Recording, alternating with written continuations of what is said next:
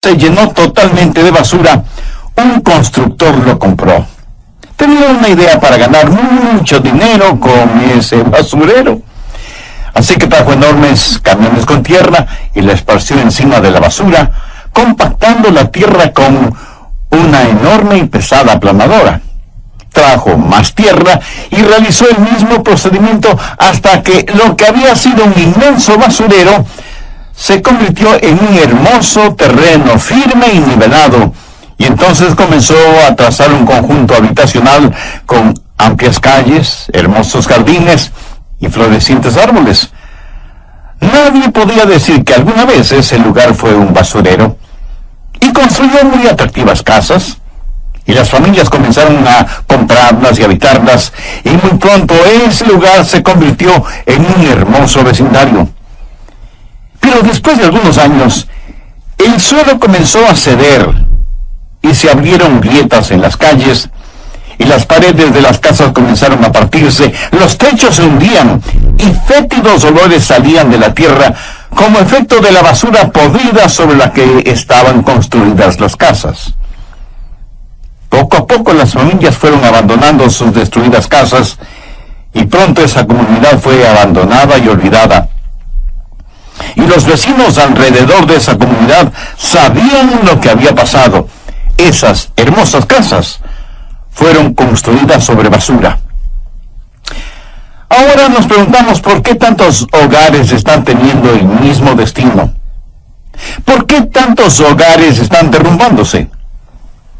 Mi amigo, cuando las paredes comienzan a agrietarse, es mejor examinar la base, el fundamento, para descubrir sobre qué estamos construyendo nuestros hogares.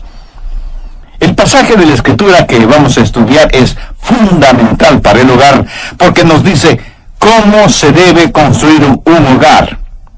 En realidad es la historia de Abraham y Sara. Bien, leamos 1 de Pedro 3, los versos del 1 al 8. Asimismo vosotras, mujeres, estad sujetas a vuestros maridos, para que también los que no creen a la palabra sean ganados sin palabra por la conducta de sus esposas, considerando vuestra conducta casta y respetuosa.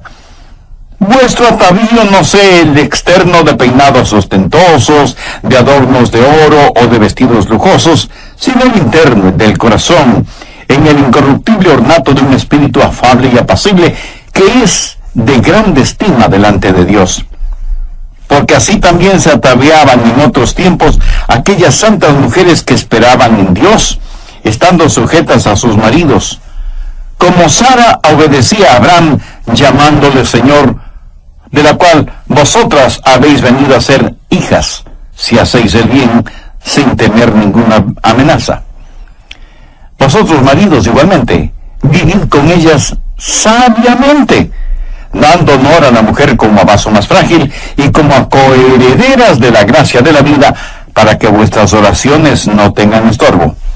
Finalmente, sed de un mismo sentir, compasivos, amándoos fraternalmente, misericordiosos, amigables.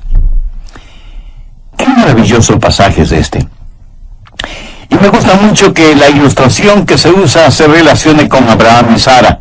Y le diré por qué. Si alguna vez ha existido una pareja con una buena razón para divorciarse, esa fue Sara y Abraham. Ellos de ninguna manera fueron la pareja perfecta. Hubo el asunto del adulterio con Agar, y Abraham tuvo un hijo en una mujer que no fue su esposa. Tuvieron problemas con sus hijos, y los hijos tuvieron problemas muy pero muy serios entre ellos mismos. En realidad fue una familia separada, constantemente en movimiento, nunca en un solo lugar, viviendo siempre en carpas, y eso causó toda clase de problemas psicológicos.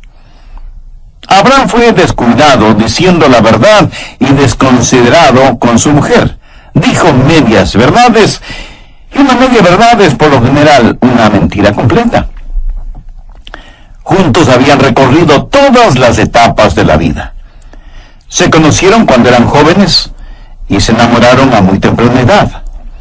Pasaron de la juventud a la edad media. Sobrevivieron la edad media, que en muchas parejas es la más difícil de sobrevivir. Se dice que la juventud mira hacia adelante, la vejez mira hacia atrás y la edad media se mira preocupada. Pero pasaron por todas esas etapas hasta llegar a la vejez, viviendo muchos años. Experimentaron desde lo romántico hasta lo reumático y pasaron por todo eso, pero tuvieron problemas. Sin embargo, a pesar de todo, lograron llegar al final porque aprendieron ciertos principios. Y uno de los principios básicos fue compromiso.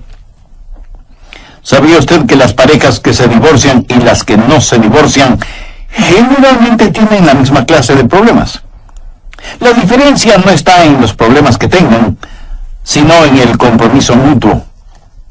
Amigas y amigos oyentes, deseo que escuchen con mucha atención lo que voy a decir. No es el amor lo que mantiene a su matrimonio unido. Es el matrimonio el que mantiene su amor mutuo. Es compromiso, entrega. Es una vida construida en ciertos principios bíblicos. Y en Primera de Pedro, el apóstol tiene primero palabras para las esposas y segundo, ayuda para los esposos. Palabras para las esposas y ayuda para los esposos. Básicamente Pedro está diciendo cuáles son las actitudes y los atributos que hacen de una esposa cristiana una mujer piadosa, la clase de esposa que debe ser. Y primero les habla de sumisión. Veamos los versos 1 y 2. Asimismo, vosotras, mujeres, estad sujetas. Esto significa sumisión. Estad sujetas a vuestros maridos. Detengámonos aquí un instante. Ella debe estar sujeta a su propio marido. Y algunas mujeres estarán pensando, pastor, eso sería maravilloso si él fuera un marido bueno y piadoso. Un momento, mi amiga. La Biblia dice que la mujer debe estar sujeta o sumisa a su propio marido. ¿Por qué? Para que también los que no creen a la palabra sean ganados sin palabra por la conducta de sus esposas. Por lo tanto, una esposa cristiana piadosa debe estar sometida a su esposo. Ahora, en esta época de la liberación femenina, se dice que las mujeres no deben estar sometidas a nadie ni a nada. Pero la sumisión es una realidad de la vida, y no es algo malo, sino algo bueno. Verá, la sumisión es necesaria para el liderazgo, y el liderazgo es necesario para triunfar en la vida. Sin sumisión no puede haber orden en el hogar, y sin orden en el hogar no podemos funcionar. Lo he dicho varias veces, pero es bueno decirlo una vez más. Cualquier cosa sin cabeza está muerta, y cualquier cosa con dos cabezas es un monstruo. Y es Dios mismo quien ha puesto al marido como cabeza del hogar. Esto de ninguna manera significa que la mujer es inferior, o que el marido es superior. Algunas veces tenemos la idea de que si estamos en sumisión a alguien o algo, somos inferiores a aquello que estamos en sumisión. Pero nada es más alejado de la verdad. Un versículo clave en esto es 1 Corintios 11:3. Pero quiero que sepáis que Cristo es la cabeza de todo varón. Cristo es la autoridad sobre todo hombre, y la autoridad sobre la mujer es el hombre, y la cabeza de Cristo es Dios. Así que lo siguiente es el orden de autoridad desde el punto de vista de Dios. Dios el Padre, luego Dios el Hijo, luego el hombre y luego la mujer. Dios el Hijo está bajo la autoridad de Dios el Padre. ¿Quiere decir que Dios el Hijo es inferior a Dios el Padre? De ninguna manera. Si usted sabe algo sobre teología cristiana bíblica, sabe que adoramos a un Dios revelado en tres personas, Padre, Hijo y Espíritu Santo. Los tres son iguales y son uno en esencia. Todos sabemos que a los ojos de Dios, hombres y mujeres somos iguales. Anote Gálatas 3:28. Ya no hay judío ni griego, no hay esclavo ni libre, no hay varón ni mujer, porque todos vosotros sois uno en Cristo Jesús. ¿No es eso extraordinario? Con Dios no hay diferencia de personas, o de razas, o de lenguas. Todos somos uno delante de Dios. Y si alguien me dice, un momento, pastor, ¿no elimina eso la idea de sumisión? No, de ninguna manera. ¿Sabe lo que el diablo quiere hacer? Quiere tomar el hecho de que somos uno e iguales y tratar de hacernos idénticos. Escúchame, hombres y mujeres somos iguales, pero no somos idénticos. La intención del diablo en estos días es el hacer a hombres y mujeres idénticos bajo el disfraz de hacerlos iguales. Dios nos hizo iguales, pero no nos hizo idénticos. Nos hizo diferentes para poder hacernos uno. Si no fuéramos diferentes, no podríamos tener unidad. Fueron las diferencias en Joyce las que me atrajeron hacia ella. Y creo que mis diferencias fueron las que le atrajeron a ella hacia mí. Quiero decir, yo no quisiera frotar mis mejillas con barba contra las mejillas con barba de otro hombre. Me sería más fácil abrazar a un puercoespín. Lo que trato de decir, mi amigo, es que Dios nos hizo diferentes para poder hacernos uno. Hombres y mujeres somos iguales, pero no somos idénticos. Y yo doy gracias a Dios por las diferencias. La Biblia está en contra de los afeminados y de las marimachos. Y dice que al principio Dios los hizo varón y hembra. Así que cuando una mujer está sujeta a su marido, no es inferior a su marido. Así como Dios el Hijo, por estar sujeto a su padre, no es inferior a su padre. Ahora, cuando una mujer acepta esta clase de actitud, algo maravilloso sucede. Atrae la atención de su esposo. Y Pedro dice que el marido no salvo puede ser ganado por la conducta de su esposa. La conducta casta y respetuosa de la mujer llamará la atención del hombre como ninguna otra cosa podría hacerlo. Ruth Graham, la esposa del evangelista Billy Graham, solía decir, es la labor de la mujer amar a su esposo. Es la labor de Dios el hacer bueno a ese esposo. Sumisión no es inferioridad, de hecho es superioridad. Usted nunca se parecerá más al Señor Jesucristo que cuando se somete. Y nunca se parecerá más al diablo que cuando se subleva. Dios dice que el marido es la cabeza del hogar y eso es todo. No significa que él es superior a ella. Solo significa que para que un hogar funcione como Dios quiere, el hombre es la cabeza y la mujer debe estar sujeta a él. Así que para la mujer, lo primero es sumisión. La segunda cosa que quiero que note es su manera de hablar. Pedro dice que los maridos que no creen en la palabra pueden ser ganados por la conducta silenciosa de sus esposas. Pero la idea total en 1 de Pedro 3:1 es que los esposos podrán ser ganados si es que no tienen una esposa regañona. Ahora, de lo que yo sé, ningún hombre se ha convertido al cristianismo por medio de una mujer regañona. Y la Biblia tiene mucho que decir sobre este asunto. Veamos Proverbios 19:13. Dolores para su padre el hijo necio, y gotera continua las contiendas de la mujer. Y en Proverbios 21:9 leemos, mejor es vivir en un rincón del terrado que con mujer rencillosa en casa espaciosa. Ahora, esto no significa que una mujer no pueda testificar a su esposo.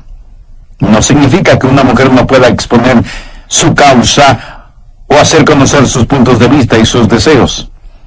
Ella debe hacer su mejor esfuerzo para influenciar en su marido, pero no debe ser con regaños.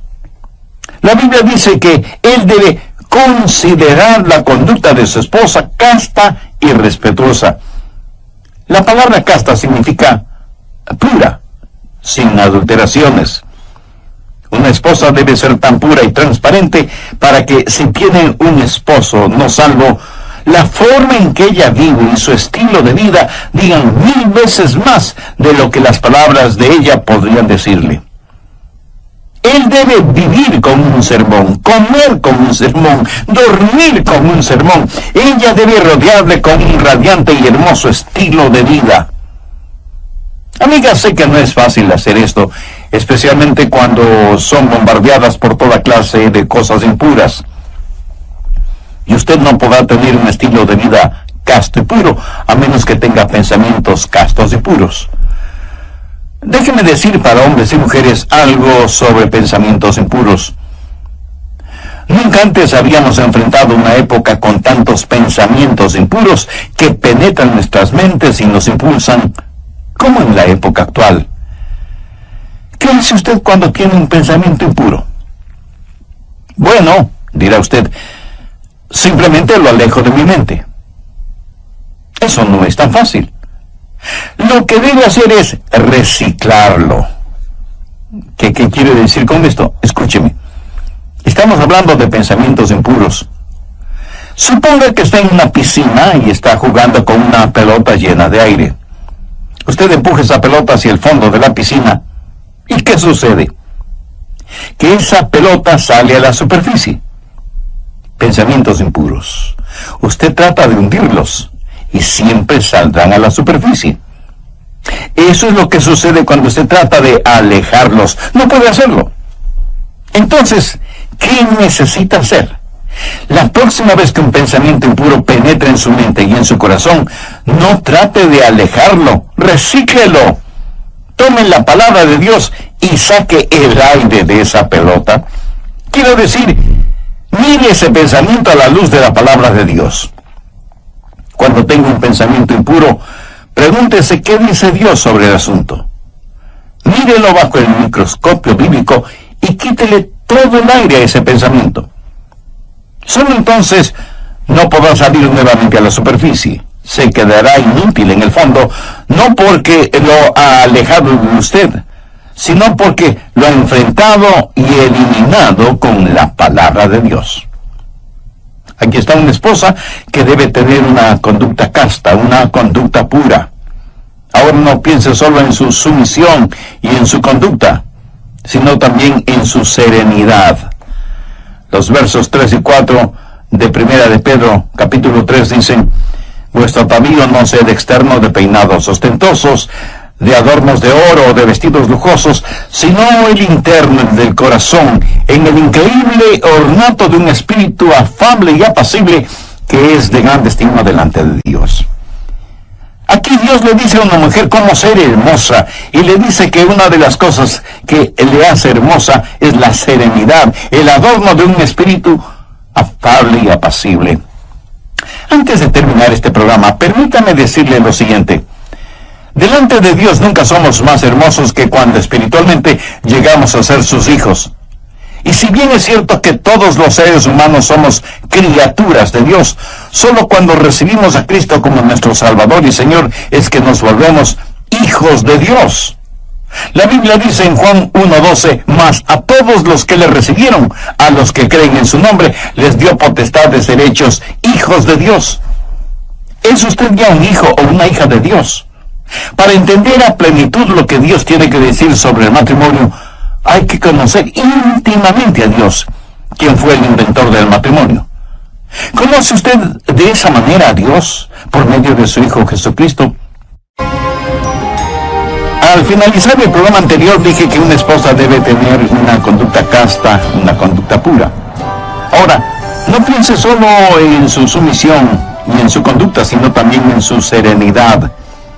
Los versos 3 y 4 de Primera de Pedro capítulo 3 dice: vuestro atavío no sea el externo de peinados ostentosos, de adornos de oro o de vestidos lujosos, sino el interno del corazón, en el incorruptible ornato de un espíritu afable y apacible, que es de grande estima delante de Dios. Aquí Dios le dice a una mujer cómo ser hermosa, y le dice que una de las cosas que le hace hermosa es la serenidad, el adorno de un espíritu afable y apacible. Algunos citan 1 de Pedro 3, versos del 1 al 8, para decir que las mujeres no deben ir al salón de belleza, o no deben lucir joyas, etc.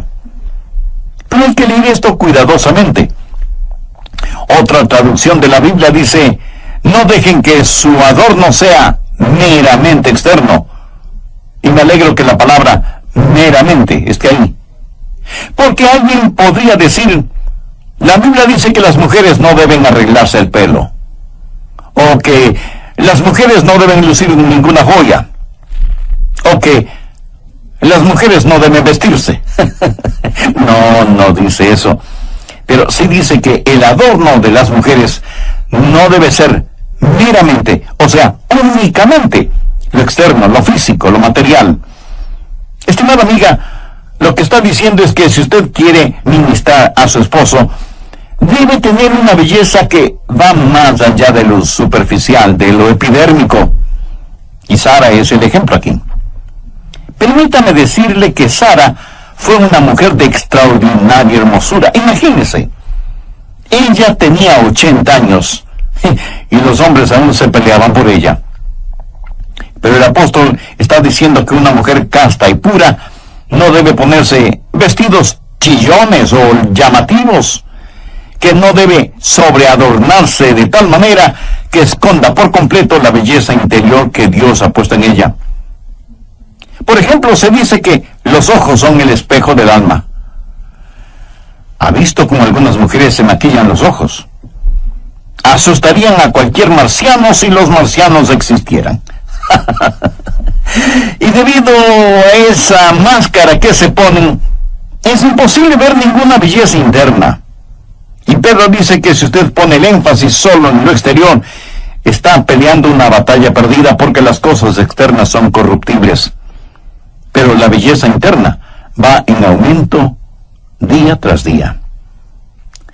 Se hizo una importante encuesta entre estudiantes colegiales y universitarios. La pregunta fue, ¿qué valores espera encontrar en la persona con la cual tiene una cita?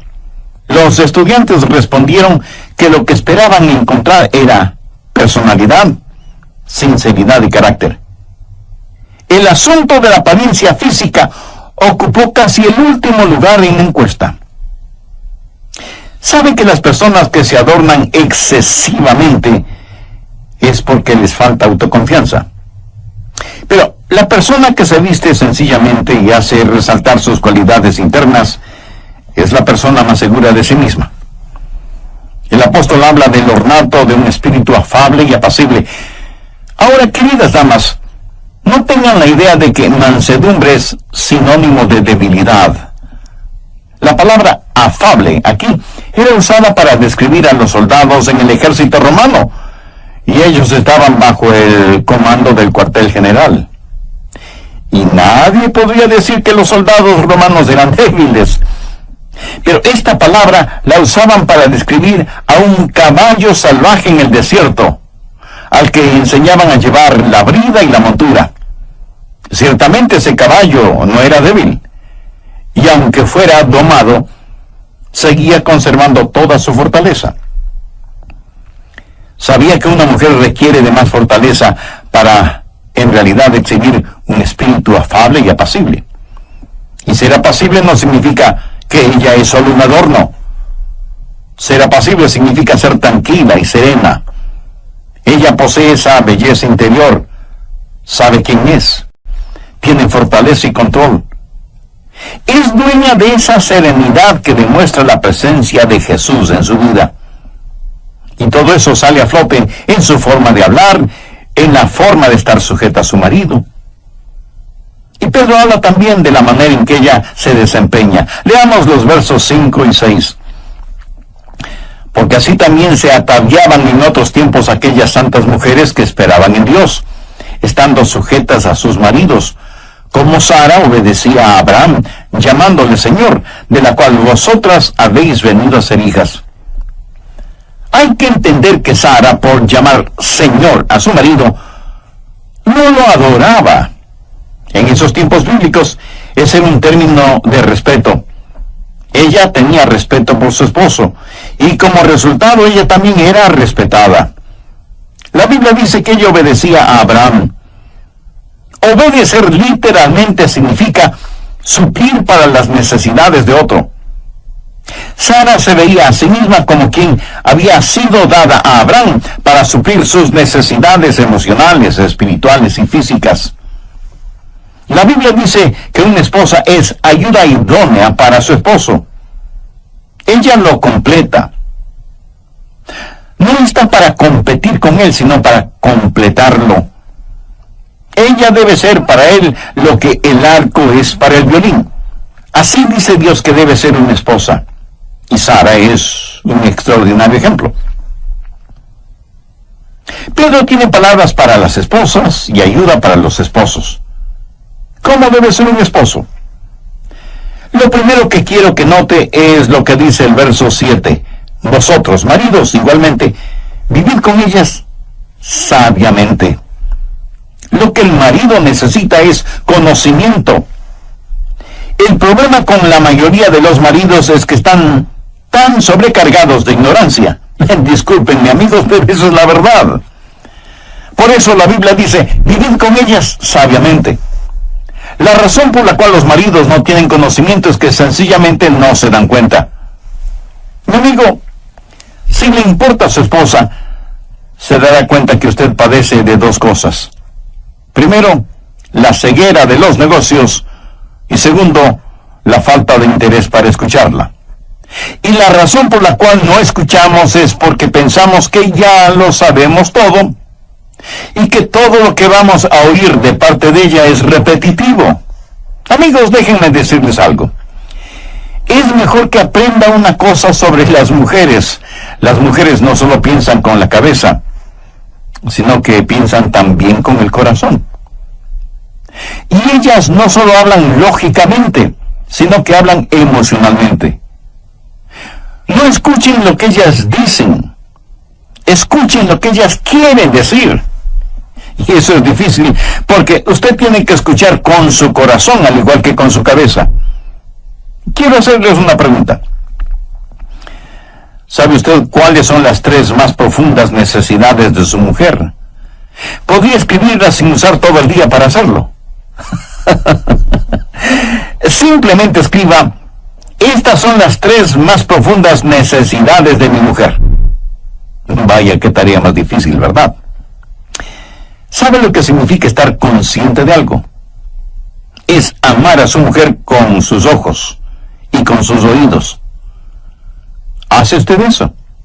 Y usted me dice, pastor, pero ella sabe que le amo. Una de las claves para estar consciente de alguien es el orar por esa persona. ¿Ora usted con su esposa?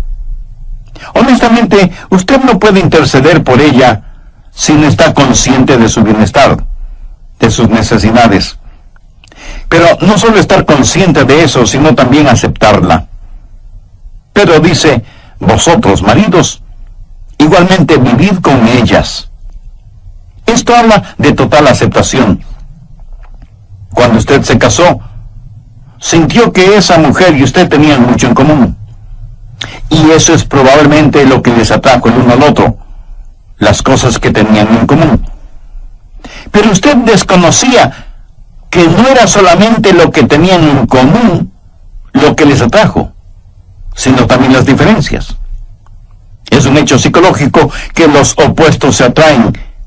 Y han hecho encuestas sobre las diferencias psicológicas y emocionales, descubriendo que el 70% de aquellos que están casados son lo opuesto, no solo sexualmente, sino también en lo emocional y lo psicológico. Mi esposa y yo tomamos una prueba psicológica, y les diré que estamos absolutamente en extremos opuestos. Es increíble. Y yo pensé cuando nos casamos que teníamos muchísimas cosas en común. Piensa en todos los matrimonios que conoce y cuántos maridos y mujeres están en extremos opuestos. Si al uno le gusta levantarse temprano, al otro le gusta seguir durmiendo. Uno habla sin cesar, otro es más silencioso que una lápida. A uno le gusta derrochar mientras su cónyuge ahorra hasta la respiración. Ella puede ser muy organizada y de seguro el esposo será totalmente desorganizado. Uno de los dos es del tipo romántico, mientras mientras lo más romántico del otro es regalarle un cacto espinoso. Uno de ustedes es puntual, el otro siempre tarde. Y si él es impulsivo, ella no puede tomar una decisión. Necesita 30 minutos en un restaurante para ordenar una hamburguesa con papas fritas. ¿Quién está en lo correcto o quién está equivocado? En la mayoría de los casos, ninguno hace lo correcto ni lo equivocado, solo son diferentes. Pero a los maridos, la Biblia les dice que vivir con ellas. Ella debe vivir con usted. ¿Sabe? La falta de aceptación pone a su matrimonio en una base condicional donde usted dice, bueno, te amaré si es que... O la otra frase es, te amo porque... O sea que el amor suyo hacia su cónyuge está condicionado y no debe ser así. La aceptación es amor incondicional. Ahora ponga atención. Para poder aceptar, usted tiene que hacer ajustes. Pedro dice que el marido debe dar honor a la mujer como a vaso más frágil. Por lo tanto, ¿quién debe hacer los mayores ajustes? Lo fuerte debe ajustarse a lo débil. Y porque lo fuerte puede ajustarse a lo débil no puede ajustarse a lo fuerte. Eso es lógico. Debe haber ajustes. El marido debe dar honor a su mujer como a vaso más frágil. Y si usted me pregunta qué significa vaso frágil en relación con la mujer, francamente no lo sé, porque las mujeres sobreviven a los hombres. ¿Sabía que financieramente las mujeres controlan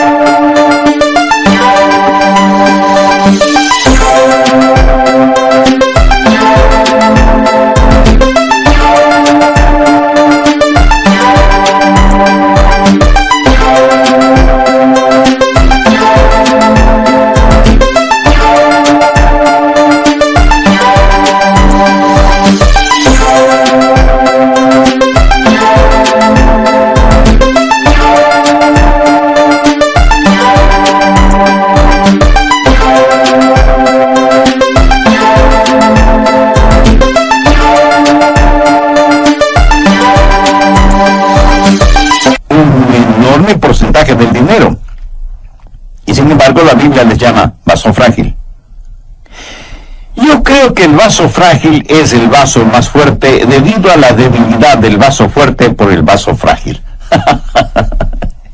Espero que me haya entendido. Pero el que la mujer sea el vaso frágil de ninguna manera significa que sea un vaso inferior. ¿Cuál es inferior? Ese hermoso florero de cristal en la sala de su casa o la olla de acero en la cocina. La olla de acero es inferior, pero el florero es frágil. ¿Qué es más delicado, la seda o el lienzo? El lienzo es más fuerte, pero la seda es delicada. Lo que Dios está diciendo es que le ha dado a la mujer una naturaleza más delicada, y por lo tanto es la responsabilidad y privilegio del marido el hacer los ajustes necesarios. Alguien se preguntará, ¿por qué me casé con esta mujer? Le diré por qué. Ella es como la lija, y Dios la usa para lijarlo y hacer de usted lo que debe ser. Por lo tanto, no trate de cambiar a su cónyuge.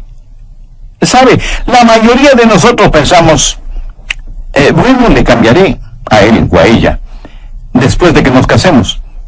Y después de casados, un día usted viene y le dice a su esposa, querida, te he inscrito en un curso de mejoramiento personal. No haga eso. Solo acéptela. Hombres y mujeres tenemos cosas que necesitan ser cambiadas. ¿Quiere saber cómo cambiar a su cónyuge? Escúcheme. La única manera que en realidad puede cambiar a su cónyuge es cambiando usted mismo. Piense sobre esto. Y si se está preguntando cómo eso puede cambiar a su esposa, se lo explicaré. Cuando usted cambia, le está dando a ella algo sobre lo que ella debe reaccionar, y ella no podrá reaccionar hacia usted como acostumbraba anteriormente, porque usted no está actuando como lo hacía anteriormente. Usted le ha dado a ella algo diferente y mejor para que reaccione. Pero mientras tanto, usted necesita ajustarse a ella. El amor maduro dice, te amo, por lo tanto voy a cambiar. El amor egoísta dice, para que te pueda amar, tienes que cambiar. El otro elemento es aprecio. Pedro dice, dando honor a la mujer. Aquí la raíz de la palabra honor significa mostrar buenas maneras a su esposa. Habla del aprecio que debe sentir por ella. ¿Sabe el significado de la palabra aprecio? En el diccionario, una propiedad, y le dicen que esa propiedad se está apreciando. ¿Qué significa eso? Pues que su propiedad está aumentando de valor. ¿Qué es lo contrario de esto? Depreciación, que significa que algo está perdiendo su valor. ¿Quiere usted una esposa que cada día se aprecia más? ¿O una esposa que cada día se deprecia más? Es una buena inversión para usted el apreciar a su esposa. Cuando usted le da honor, cuando le muestra aprecio, ella, por así decirlo, aumenta de valor, porque ella tendrá una saludable imagen de sí misma. Y cuando eso sucede, ella tendrá ese ornato de un espíritu afable y apacible. Maridos y mujeres, vivimos en un mundo donde todo alrededor nuestro trata de derrumbarnos. Todos tratan de llegar a la cúspide, y para lograrlo, pisotean a quienes se encuentran en su camino. Esposos y esposas necesitan alguien que los anime y levante. ¿Sabe lo que cada persona necesita? Cada persona necesita aprecio. Cada persona desea ser apreciada. Y si usted me dice que no, con todo el aprecio que le tengo, permítame decirle que está mintiendo. ¿Sabe de quién anhelo escuchar palabras de aprecio? Pues de mi esposa.